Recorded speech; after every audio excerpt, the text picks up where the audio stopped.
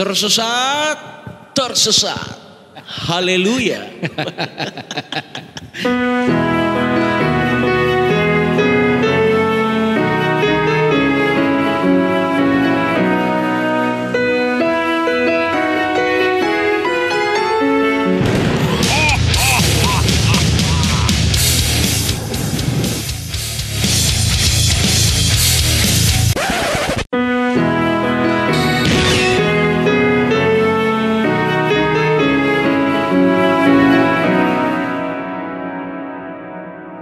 Balik lagi tentunya di Domba Tersesat, tapi kali ini special edition. Special edition. Karena ini goes to church. Wah, gokil. Coki kembali ke gereja. Gimana Cok? Ya seperti gereja-gereja yang lama aja, beda. Tapi kalau dulu gereja saya tuh ini banyak orang Bataknya. Dulu. Orang Bataknya ya. Ada gereja bapak tua saya, gereja mama tua saya, mereka AKBP. Anyway, kita sekarang lagi ada di gereja dan ini ada di gereja mana Bang? Gereja namanya Living Room Community Church. Kebetulan gereja gua nih Cok. Oke, di mana lokasinya Bang? Lokasinya dirahasiakan. Kita lihat dulu nih kontennya aman apa enggak. Ya, it is what it is ya. Seperti biasa teman-teman, kalau di Domba Tersesat itu kita akan selalu bertanya, bukan bertanya sih, menjawab pertanyaan teman-teman yang ada di sosmed. Ya. Dan kita akan menjawab seril mungkin, sefun mungkin, karena memang filosofi kita adalah tidak ada pertanyaan yang nyeleneh sebenarnya ya. Iya. Selalu ada makna di balik pertanyaan. Selalu ada makna. Ya paling kalau terlalu nyeleneh akan saya skip pertanyaan Anda. Dan ini ada fun fact, ini sebenarnya kita syuting ini di bubaran gereja. Bubaran gereja, jadi gereja udah bubar, ya. Kita syuting nih. Iya, dan jarang sekali loh gereja tuh membubarkan dirinya sendiri. Biasanya dibubarin. Sekarang kita ini langsung ada pertanyaan-pertanyaan. Langsung saja ya. Langsung Cok, langsung. Ini ada pertanyaan dari Setiar Dirgantara Bang Yeri. Oke. Dia bertanya, Domba tersesat, haleluya. Shalom Pendeta Yeri dan Uncle Coki. Mau tanya, misal kita rekam doa kita, terus kita play setiap hari. Apakah doa kita sah? Kan lumayan gak capek-capek doa lagi. Jadi direkam, terus gak usah doa lagi. Gak usah doa lagi. Misalnya kita mau berdoa tinggal di play. Iya, kita mau berdoa di play gitu. Iya. Nah, mungkin pertanyaan seriusnya ini kan kayaknya nyeleneh. Tapi mungkin pertanyaan seriusnya itu kalau doa hafalan atau doa itu harusnya bagaimana sih? Iya. Gitu aja mungkin. Doa itu harusnya bagaimana? Karena ini mungkin dia resah kan. Mungkin dia istilahnya, gue mau ngomong apa ya hari ini? Bisa gak sih pakai doa yang kemarin? Atau mungkin pertanyaannya kayak Tuhan kan maha tahu. Iya. Kok gue harus ngomong sama dia gitu? Mungkin esensi pertanyaannya itu. Iya. Jadi kan salah satu doa yang hafalan yang Yesus ajarkan doa Bapa kami. Dimulai dari Bapa kami yang ada di surga. Nah sebenarnya hubungan kita manusia dengan Bapa itu adalah keintiman. Jadi bukan protokoler gitu loh. Iya. Jadi sebenarnya yang dimaknai adalah bukan cuma ya kayak anak sama bapak lah.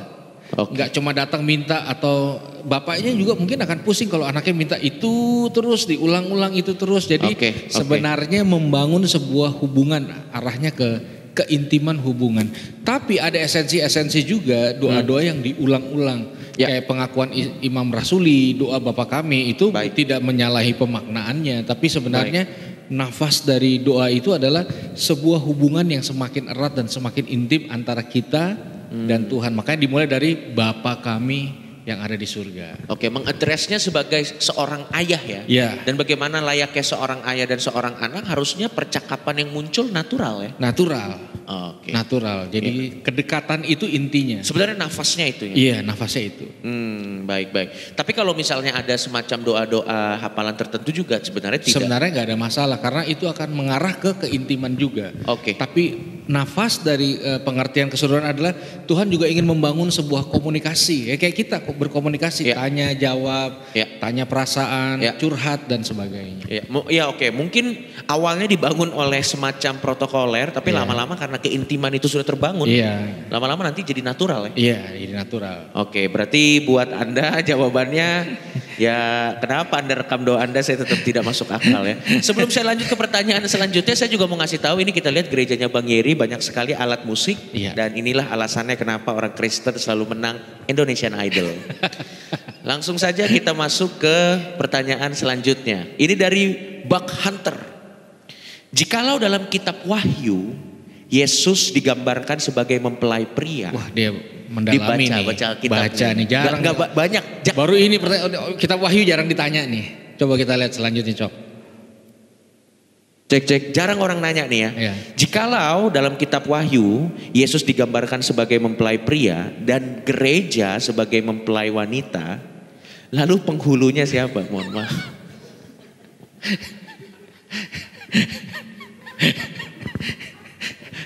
Ya tapi make sense sih, karena kan ada yang pengantin pria, ada pengantin wanita. Tapi mungkin maksud pertanyaannya kenapa sih digambarkan seperti itu, Bang Eri? Jadi kan sekali lagi, jadi pemaknaannya adalah di hubungan. Jadi gereja itu adalah mempelai yang mempersiapkan kesuciannya, mempersiapkan dan masuk dalam sebuah pernikahan anak domba kalau yang Alkitab katakan. Artinya bertemulah kembali antara Tuhan dan ciptaannya, tetapi dalam semangat cinta, bukan eros ya. Eros itu kan nafsu. Cinta agape, filia, cinta yang digambarkan hubungan. Jadi Tuhan itu tidak hanya digambarkan sebagai Tuhan yang gagah perkasa, yang penuh otoritas, tapi juga digambarkan sebagai Tuhan yang mencintai kita dengan dalam, mengasihi kita dengan begitu ekstrimnya, dan puncak pertemuan Tuhan dengan manusia itu digambarkan sebagai hubungan kasih yang begitu dalam. Makanya digambarkan, ada namanya alegoris itu dalam penafsiran pernikahan, tapi itu sebenarnya satu gambaran bahwa one day akan ada sebuah hubungan cinta antara manusia dan Tuhan dan dilambangkan ke pernikahan anak domba. Jadi tidak ada penghulunya jelas. Tidak ada penghulunya jelas. Tapi lagi-lagi kalau misalnya kita balik ke pertanyaan pertama memang Alkitab nih selalu menekankan kembali kepada keintiman ya. Keintiman dan hubungan yang intim antara kita dan yang makanya kan progresif, dari menekankan peraturan ke hubungan. Betul, itu sangat terlihat ya dari perjanjian lama, dari 10 perintah Allah, belum lagi dari imamat banyak sekali aturan-aturan. Ada hafal juga ya pasti ya. Lumayan saya.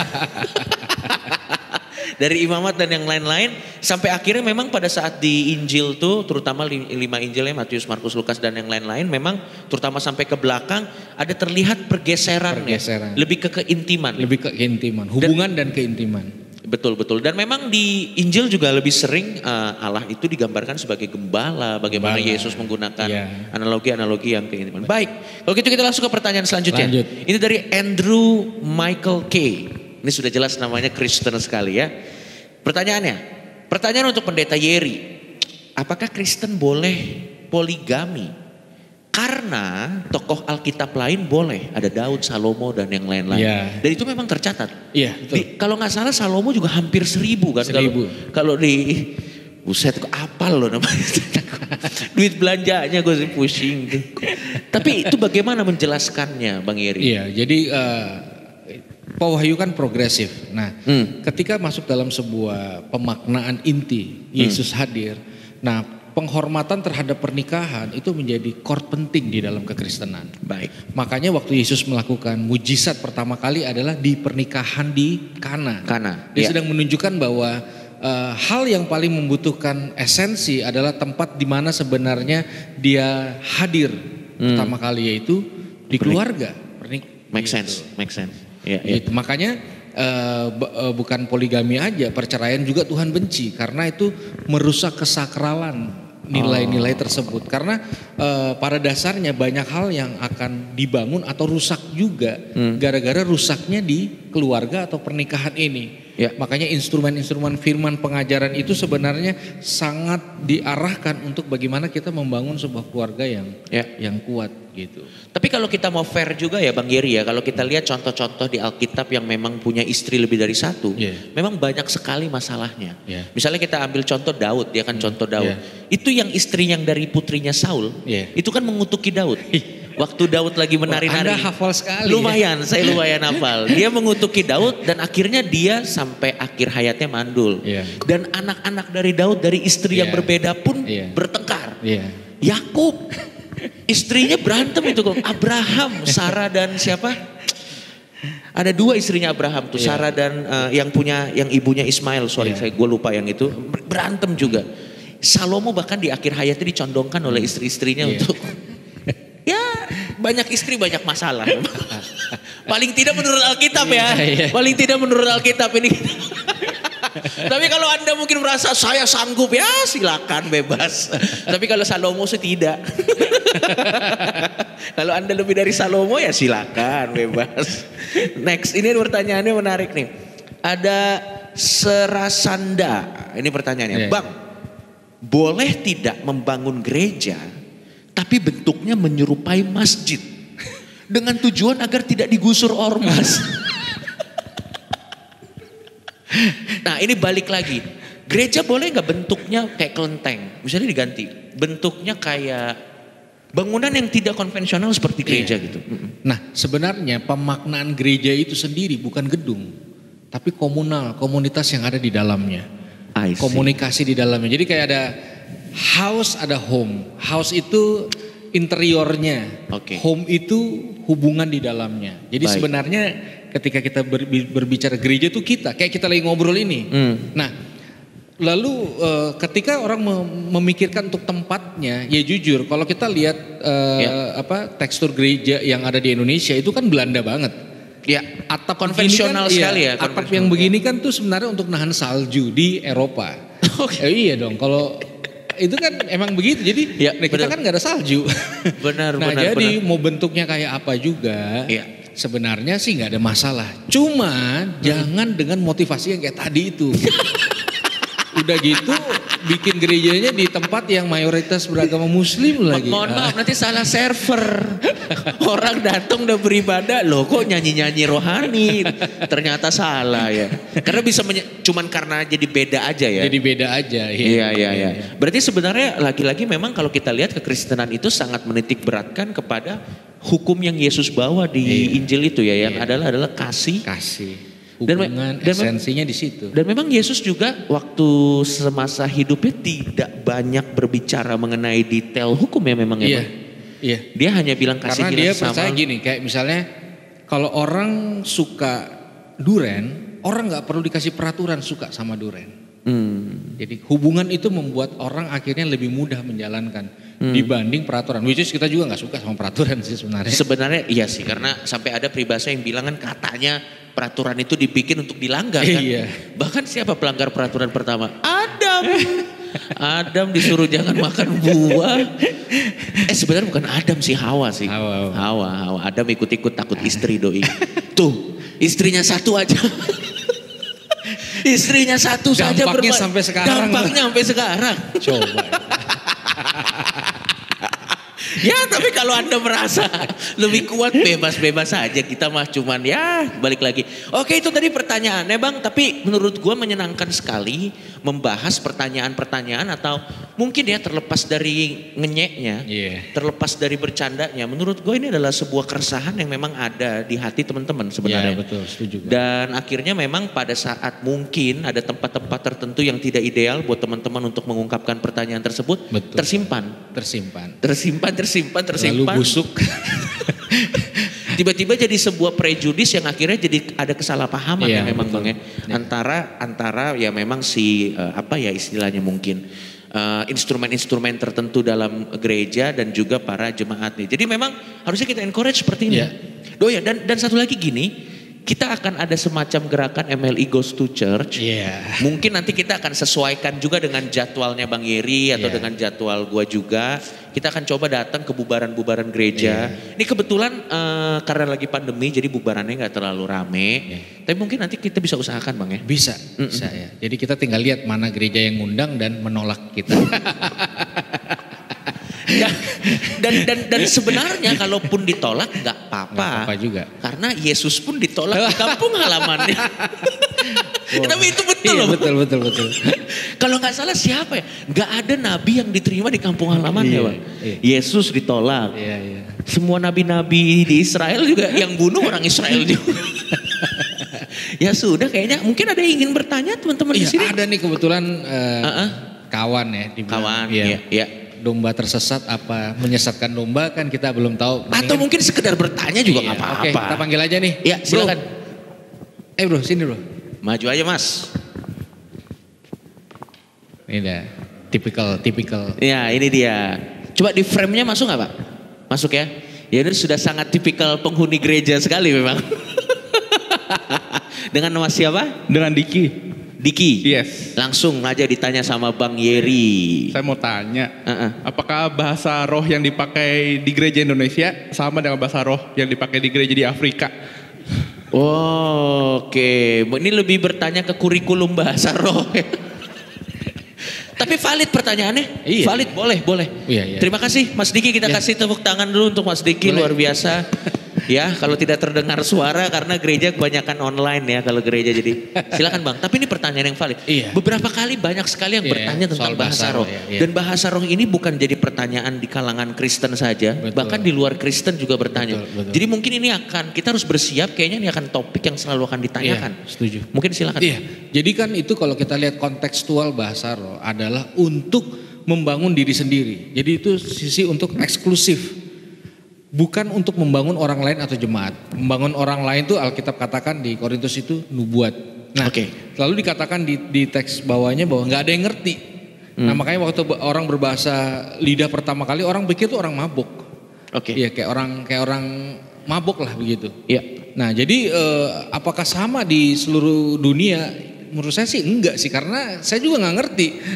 Baik. Memang bahasa roh bukan untuk dimengerti. Betul, tapi itu adalah balik lagi ke esensi keintiman. Betul, nanti ada karunia untuk menafsirkan bahasa roh, tapi itu segmented, nggak selalu orang berbahasa roh diterjemahkan gitu loh. Jadi itu suatu bahasa spiritual. Ya. Jadi kalau orang berusaha mengerti, dia pasti tersesat di situ. Oke. Baik. Dan malah akhirnya jadi terjebak ke sesuatu yang lebih kecil ya. Iya. Yang harusnya bisa dibawa ke sesuatu yang lebih besar. Betul. Akhirnya jadi bahan ledekan, jadi bahan ketawaan, atau coba diketik pakai bahasa roh tapi ketik pakai WhatsApp. atau pakai Sister Nancy Google ini bahasa apa sih, ini coba denger nih. Ya nggak gitu juga dong. Dan sebenarnya balik lagi memang pada saat kita memahaminya dengan point of view seperti itu, tidak akan ada perselisihan bahkan di antara orang-orang yang mungkin merasa tapi itu lumayan jadi perselisihan loh Cok, antara yang berbahasa roh dan tidak. Dan harusnya ini diklirkan di sini bahwa bukan berarti yang berbahasa roh punya sebuah kelebihan dibanding yang tidak, lebih rohani dan tidak. Dan harusnya dalam semangat kasih yang berbahasa roh dan yang tidak tetap bisa hidup berdampingan tanpa saling menyerang dan saling mencela. Baik, dan sebenarnya kalau memang benar dia berbahasa roh harusnya tidak ada perasaan lebih tinggi itu ya. Iya, jadi karena kan karunia Allah ada. Betul, makanya ada satu bahasa lagi yaitu bahasa kasih. Yang harusnya dimiliki semua orang secara general. Dan basically harusnya kan semua pengikut Kristus dikenal karena bahasa kasihnya kan. Iya. Kalau bahasa rohnya itu mungkin bahasa Padang, saya tidak tahu. Atau bahasa apapun, tapi sebenarnya yang bikin pengikut Kristus itu berbeda adalah kasih sebenarnya. Kasih. Dan itu harusnya yang jadi pembeda kita dengan orang-orang lain. Baik kalau begitu, terima kasih sudah menonton konten ini. Kita tidak usah panjang-panjang Tidak usah persembahan juga. Iya betul, karena panjang-panjang dan persembahan itu yang bikin orang malas ke gereja. Saya yakin ditambah 15 menit lagi Anda ngantuk pasti. Kalau begitu terima kasih banyak. Dimanapun nanti konten ini akan upload di channel manapun, kita kasih tahu bahwa sebenarnya kita akan ada rutinnya di Majelis Lucu Indonesia. Itu setiap hari Minggu, dan nanti kita akan bikin gerilya seperti ini, Goes to Church, dan tidak harus selalu direkam ya Bang. Iya. Bisa jadi mungkin nanti ada di bubaran gereja tertentu kita bikin semacam apa ya namanya ya, komsel setengah jam kali ya.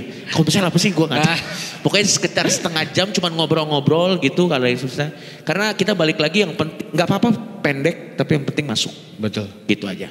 Dan buat teman-teman yang nonton ini, apapun agama kalian, kalau ingin bertanya, silakan bertanya apapun tentang kekristenan. Kita tidak akan baper karena memang kita membuka pintu pertanyaan selain untuk teman-teman yang di gereja, untuk yang di luar gereja juga supaya ada pemahaman dan tidak ada misunderstanding. Kalau gitu terima kasih, sampai ketemu lagi di Domba Tersesat.